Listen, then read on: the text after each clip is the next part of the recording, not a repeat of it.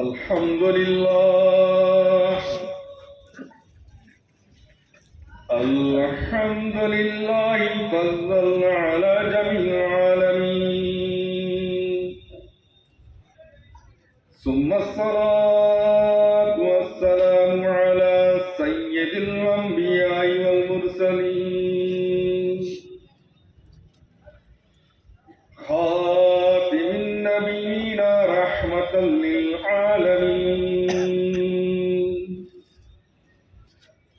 ثم الصلاة والسلام على سيد الأولياء الكاملين والمهدي الأولين والآخرين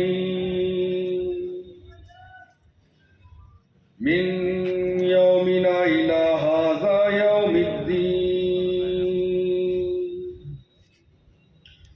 أعوذ بالله من الشيطان الرجيم بسم الله الرحمن الرحيم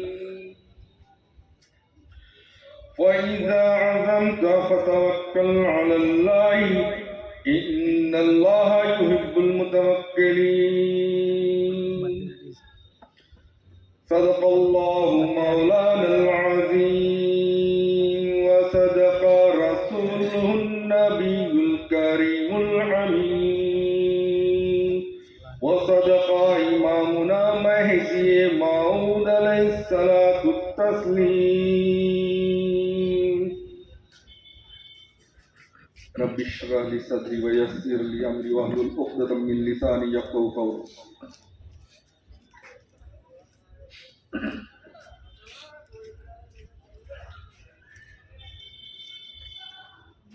عزیزان ملت،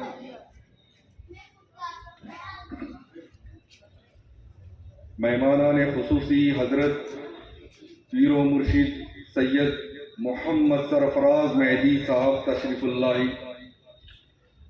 اسٹیج پہ فرما ممبران، بزرگوں، دوستوں اور میری عزت ماؤں بہنوں، السلام علیکم ورحمۃ اللہ وبرکاتہ۔ تمام تعریف اس خالق کائنات کے لیے سزاوار ہے جس نے لفظ ان سے ساری کائنات کی تخلیق فرمائی۔ وہ احد ہے، وہ صمد ہے، وہ بے نیاز ہے، اس کا مثل کوئی نہیں۔ وہی جلاتا ہے، وہی مارتا ہے، تمام انس و جنس کی اس کے قبضے میں جان ہے۔ درود و سلام ہو میرے آقا مولا محمد رسول اللہ صلی اللہ علیہ وسلم پر، ان کی آل پر، ان کے اصحاب پر، اور درود و سلام ہو میرے آقا امامنا مہدی موعود علیہ السلام پر، ان کی آل پر، ان کے اصحاب پر۔ معزز سامعین، میں نے آپ کے سامنے ابھی جو تلاوت کی ہے سورہ آل عمران کی 159ویں آیت ہے، جس میں اللہ تبارک و تعالیٰ ارشاد فرما رہا ہے فَإِذَا عَزَمْتَ فَتَوَكَّلْ عَلَى اللَّهِ إِنَّ اللَّهَ يُحِبُّ الْمُتَوَكِّلِينَ۔ اے محبوب، جب آپ کسی کام کرنے کا ارادہ کرو تو اللہ تعالیٰ ہی پر توکل کرو۔ بے شک اللہ تبارک و تعالیٰ توکل کرنے والوں کو محبوب رکھتا ہے۔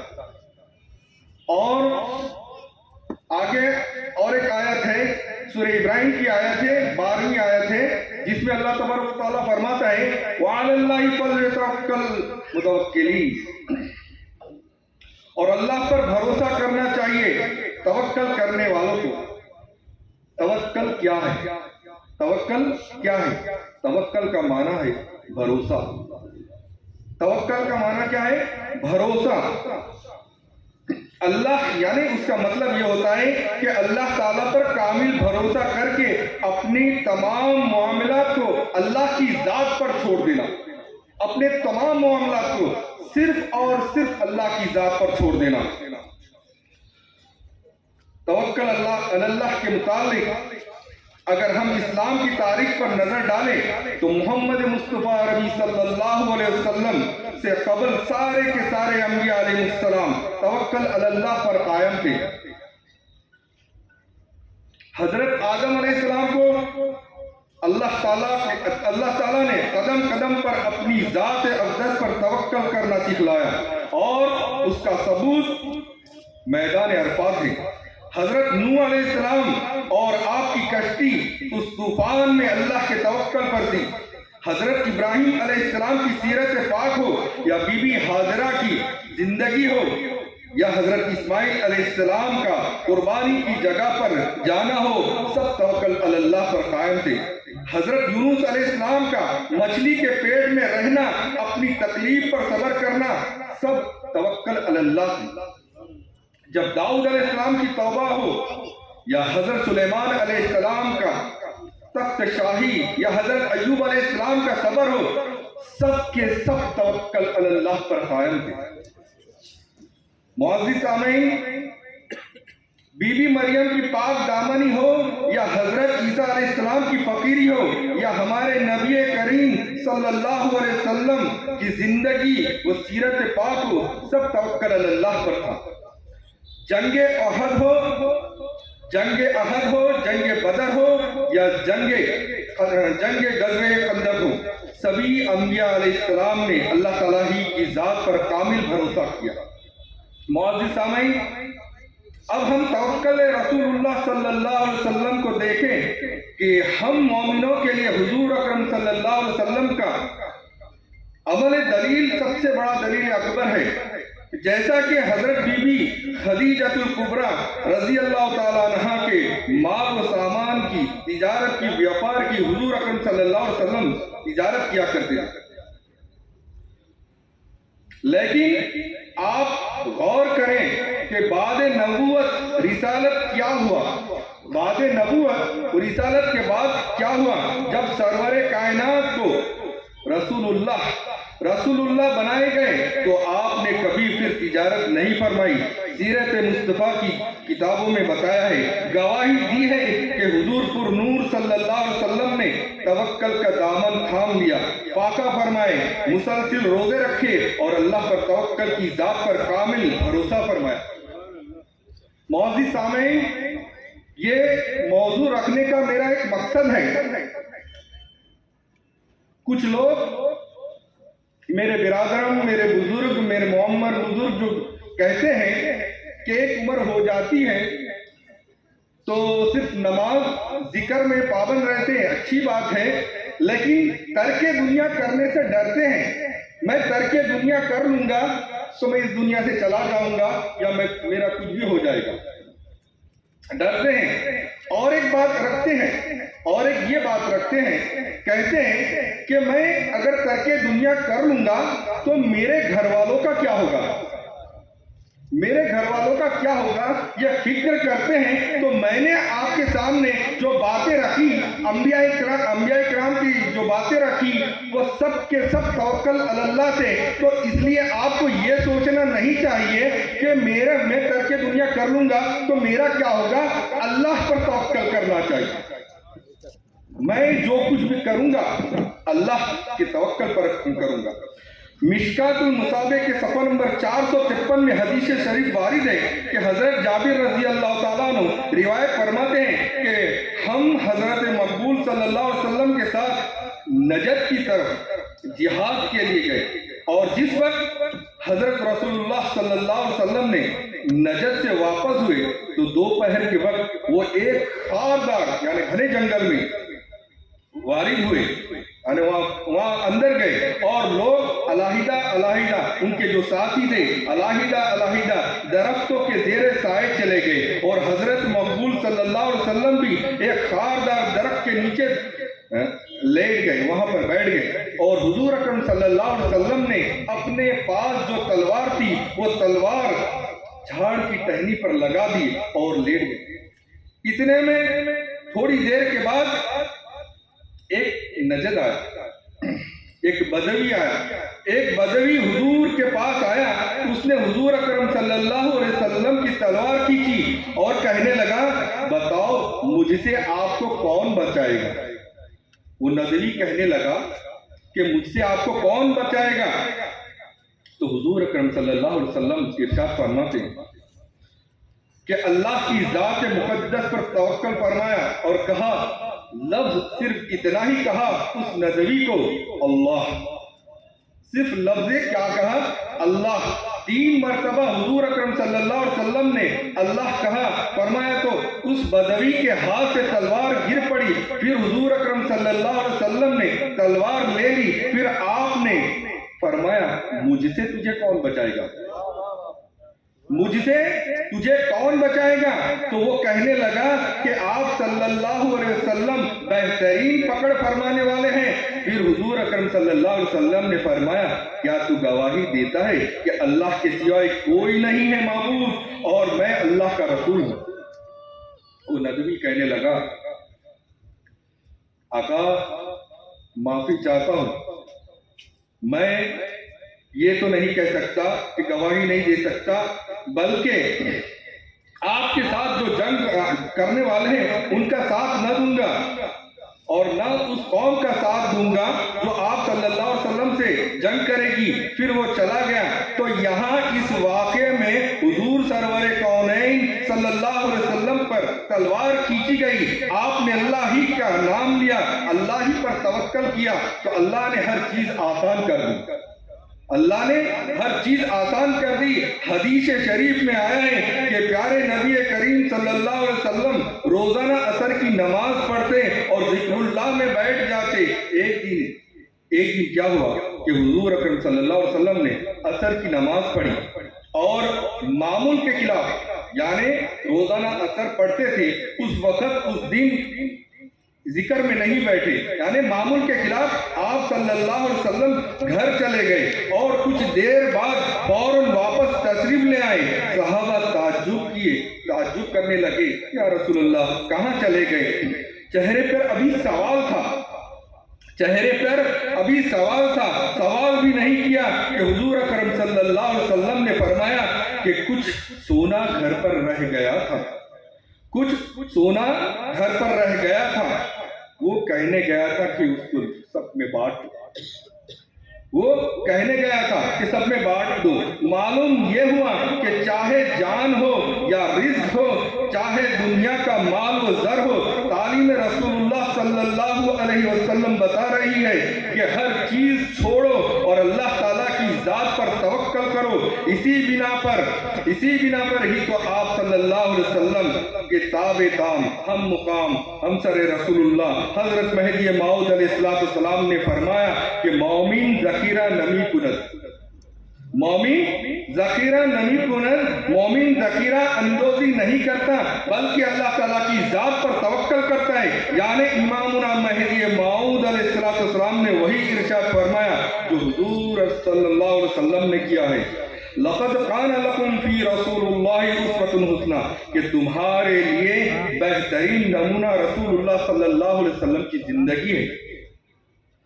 امامنا حضرت میاں سید محمد جیون پوری مہدی موعود علیہ السلام نے تعلیمات اسلام میں توکل کے متعلق حضرت مقبول صلی اللہ علیہ وسلم کی کامل پیروی فرماتے ہوئے بیان فرمایا کہ توکل بر ذات خدائے تعالیٰ فرض است، یعنی اللہ پر توکل کرنا ہر مومن پر فرض ہے۔ اسی طرح فرائض ولایت میں توکل اللہ بھی ایک اہم فرض ہے۔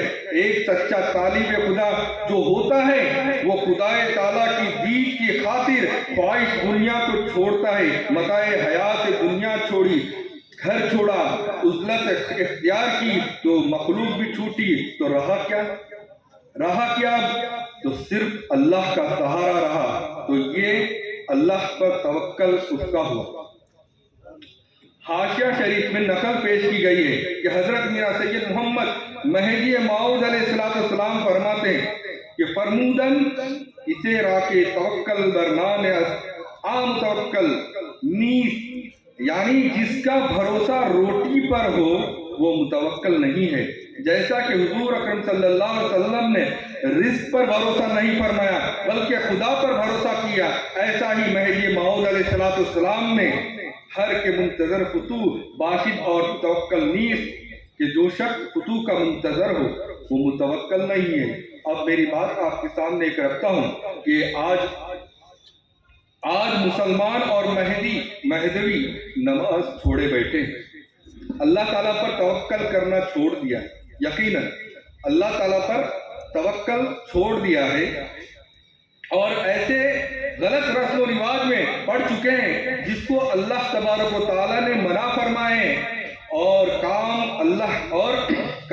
اللہ رسول اللہ اور مہدی مراد اللہ کے خلاف عمل کرتے جا رہے ہیں۔ وہ کیا ہے؟ اب ہم مسلمان کا اور مہدویوں کا مقصد صرف جادو، ٹونا، گندے فلیتے اور دوسرے اعمال سفلی علم کی طرف بڑھتے چلے جا رہے ہیں۔ یقیناً یہ ماحول میں ابھی ایسا چل پڑا ہے کہ لوگ مرشد کے پاس نہیں جا کر ایسے لوگوں کے پاس جاتے ہیں، نہ وہ نماز کے ہیں، نہ وہ ذکر کے ہیں، نہ وہ فکر کے ہیں، نہ دین کی طلب ہے، نہ کسی چیز کی طلب ہے۔ ایسے لوگوں کے پاس ہم مومن مصدقین جاتے ہیں اور ہمارا ایمان خراب کرتے ہیں۔ سامعین محترم، بات تھوڑی آپ کو بری لگے گی، لیکن یہ ایک حق بات ہے، اور اللہ تعالیٰ کی ذات پر بھروسہ توکل باقی نہیں رہ سکے گا۔ حالانکہ قرآن دعوت دے رہا ہے کہ تم اللہ پر بھروسہ کرو گے تو توکل یعنی کامیابی حاصل ہوگی۔ یہاں جو بھی ہوتا ہے یا ہوگا وہ اللہ کی طرف سے ہوگا۔ کسی کی اتنی طاقت نہیں ہے کہ تقدیر کو بدل دے۔ ہاں، حضرت امام راضی رحمت اللہ علیہ فرماتے ہیں کہ 3 قسم کے لوگوں سے بچو، 3 قسم کے لوگوں سے بچو۔ ایک غافل علماء سے، یہ دوسرے چکنے چپڑے دکھاوے کے فقراء سے، اور جاہل صوفیوں سے بچو۔ غافل علماء وہ ہیں جنہوں نے حصول دنیا کو اپنا قبلہ مقصود بنایا ہے، ظالم حکمرانوں کا طواف کرتے رہتے، یعنی ان کے ظالم حکمرانوں کے ان کے ارد گرد پھرتے رہتے ہیں، اور مخلوق سے عزت و مرتبے کی طلب رکھتے ہیں۔ بزرگان دین اور دوسرے اہل علم کی تحقیر کرتے، یعنی اپنے سے کمتر سمجھتے، اور حسد و عناد کو اپنا مذہب بنائے ہوئے ہیں۔ مکار اور دکھاوے کے فقراء وہ ہیں جنہوں نے ظاہر میں فقیری کا روپ اختیار کر رکھا ہے۔ جب کوئی شخص کوئی کام ان کی خواہش کے مطابق کرتا ہے، خواہ وہ باطل ہی کیوں نہ ہو، اس کی تعریف کرتے ہیں، اور جب کوئی شخص کوئی کام ان کی خواہش کے خلاف کرتا ہے، خواہ وہ حق ہی کیوں نہ ہو، تو اس کی مذمت کرتے ہیں اور لوگوں کو باطل کی تعلیم دیتے ہیں اور اپنا شکار بناتے ہیں۔ جاہل صوفی وہ ہوتا ہے جس نے نہ کسی بزرگ کی صحبت حاصل کی ہے اور نہ کہیں سے تربیت حاصل کی، اور نہ اسے حق باطل کی تمیز ہو، بلکہ یوں ہی اپنے آپ کو لوگوں میں صوفی مشہور کر رکھا ہے۔ ان تمام باتوں سے معلوم یہ ہوا کہ ہم اللہ تعالیٰ کی ذات پر توکل کرنا چھوڑ دیے۔ معزز سامعین، اللہ تبارک و تعالیٰ نے سورہ فیل میں توکل کے لیے، بھروسے کے لیے سب سے بڑے آپ کو ایک نشانی دی ہے یا آپ کو سبق دیا ہے کہ بھروسہ کرنا۔ وہ کیا ہے؟ الم تر کیف فعل ربک باصحاب الفیل الم یجعل کیدہم فی تضلیل وارسل علیہم طیرا ابابیل ترمیہم بحجارۃ من سجیل فجعلہم کعصف مأکول۔ اب یہ آیت میں اگر اس کی تشریح کرے، اس کا مطالعہ کرے، تو یقیناً ہم کو معلوم ہو جائے گا کہ اس آیت میں اللہ تبارک و تعالیٰ کیا فرما رہا ہے۔ کیا تم نے نہیں دیکھا کہ ہم نے ہاتھی والوں کے ساتھ کیا معاملہ کیا؟ ہم نے ابابیل کے جھنڈ بھیجے اور ان کے پیروں میں، ان کے پنجوں میں کنکریاں تھی، اور وہ ان کے اوپر گری، ایسے ہو گئے جیسے کہ کھایا ہوا بھوس۔ یعنی اگر ہم راکھ پکڑتے ہیں، ادھئی لگ جاتی ہے نا، تو لکڑے میں ادھئی لگ جاتی ہے، تو پھر وہ ادھئی ہونے کے بعد لکڑے کو پکڑے تو کیسا ہو جاتا ہے؟ اسی طرح جو انسان پر وہ کنکری گرتی تھی تو سر پہ گرتی تھی، اگر چاہے وہ ہاتھی پر بھی بیٹھا ہوا ہوتا تھا تو سر پہ گرنے کے بعد پورے شریر سے نیچے ہوتے ہوئے ہاتھی کے نیچے سے نکلتی تھی، وہ کنکریاں ایسی تھی۔ تو حضور اکرم صلی اللہ علیہ وسلم کی پیدائش سے کچھ قبل پہلے، اختلاف ہے 55 ہے 50 ہے، بہرحال کچھ یعنی 1.5 مہینہ سمجھو، یمن کا بادشاہ ابرہہ ہاتھیوں کی فوج لے کر کعبہ ڈھانے کے لیے مکہ مکرمہ پہنچا۔ اس کا سبب یہ تھا کہ ابرہہ نے یمن کے دارالسلطنت صنعاء میں ایک بہت ہی شاندار عالیشان گرجا گھر بنایا، یعنی چرچ، اور یہ کوشش کرنے لگا کہ عرب کے لوگ بجائے خانے کعبہ کے یمن آ کر اس گھر کا یعنی گھر کا طواف کریں۔ جب مکہ والوں کو یہ معلوم ہوا تو قبیلے کنان کا ایک شخص غیظ و غضب میں جل بھون کر یمن گیا اور وہاں کے گرجا گھر میں طہارت کر دیا، نجاست سے لت پت کر دیا پورا گرجا گھر۔ جب ابرہہ نے یہ واقعہ سنا تو تیش میں آیا، آپے میں سے باہر ہو گیا اور خانہ کعبہ کو ڈھانے کے لیے ہاتھیوں کی فوج لے کر مکہ پر حملہ کروا دیا، اور اس کی فوج کے اگلے دستے نے مکہ والوں کے تمام اونٹوں اور دوسرے مویشیوں کو چھین لیا۔ جتنے بھی وہاں پر مومن تھے، مسلمان ہو چکے تھے، ان کے تمام جانوروں کو اپنے اس میں لے لیے، مویشی یعنی جانور، جتنے بھی جانور تھے، اونٹ تھے، بکری تھے، جو بھی تھے، وہ اپنے قبضے میں لے لیا۔ تو یہ بات عبد المطلب، آپ کے دادا حضور اکرم صلی اللہ علیہ وسلم کے حضرت عبد المطلب کو اس واقعے سے بڑا رنج پہنچا، چنانچہ آپ اس معاملے میں گفتگو کرنے کے لیے اس کے لشکر میں تشریف لے گئے۔ جب ابرہہ کو معلوم ہوا کہ قریش کا سردار اس سے ملاقات کرنے کے لیے آیا ہے تو اس نے آپ کو اپنے خیمے میں بلا لیا، اور جب عبد المطلب کو دیکھا کہ ایک بلند مقامات یعنی حضور اکرم صلی اللہ علیہ وسلم کے دادا ہے تو کیسا مرتبہ ہوگا، بلند قامت، روابدار اور نہایت ہی حسین و جمیل آدمی ہے، جن کی پیشانی پر نور نبوت کا جاؤ جلال چمک رہا ہے۔ تو سورج دیکھتے ہی ابرہہ مرعوب ہو گیا، پریشان ہو گیا، اور بے اختیار تخت شاہی سے اتر کر آپ کی تعظیم و تکریم کے لیے کھڑا ہو گیا اور اپنے برابر بٹھا کر دریافت کیا کہ کہنے لگا، سردار قریش، یہاں آپ کی تشریف آوری کا کیا مقصد ہے؟ عبد المطلب نے جواب دیا کہ ہمارے اونٹ اور بکریاں وغیرہ جو آپ کے لشکر کے سپاہی بلا لائے ہیں، آپ ان سب مویشیوں کو، سب جانوروں کو آپ ہمارے سپرد کر دیجیے۔ یہ سن کر ابرہہ نے کہا، اے سردار قریش، میں تو یہ سمجھتا تھا کہ آپ بہت ہی حوصلہ مند اور شاندار آدمی ہیں، مگر آپ نے مجھ سے اپنے اونٹوں کا سوال کر کے آپ کی عزت کم کر دی۔ تو معزز سامعین، اونٹ اور بکری کی حقیقت ہی کیا ہے؟ آپ نے فرمایا، میں تو آپ کے کعبہ کو، یعنی ابرہہ فرمانے لگا کہ میں تو آپ کے کعبہ کو ڈھانے کے لیے اپنی فوج کو لے کے آیا ہوں۔